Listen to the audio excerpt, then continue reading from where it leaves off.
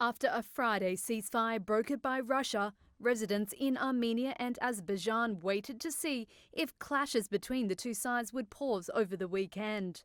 But by Sunday, this humanitarian truce in the disputed region of Nagorno-Karabakh seemed doubtful. On Saturday night, Vasil Mehmedova woke to the strong blasts in the middle of the night as heavy shelling pounded the residential area of Azerbaijan's Ganja city.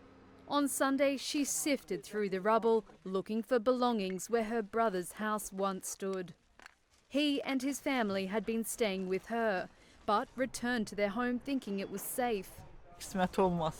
We've been living this tyranny for 30 years. One of my brother's 2 houses is demolished. His older son is on the front line. What can I say? God forbid anyone living a day like this. Almost immediately, both sides accused one another of breaking the truce and crimes against civilians. The conflict goes back decades. Nagorno-Karabakh is internationally recognized as part of Azerbaijan, but is actually populated and governed by ethnic Armenians.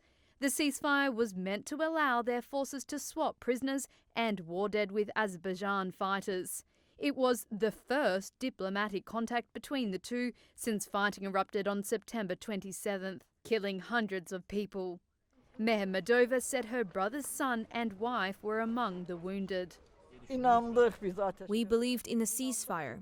We believed that this would not happen. That is why they returned home. Renewed fighting in the conflict has raised fears of a wider war drawing in Turkey, a close ally of Azerbaijan, and Russia, which has a defence pact with Armenia. The fighting is the worst since a war in the early 90s that killed about 30,000 people.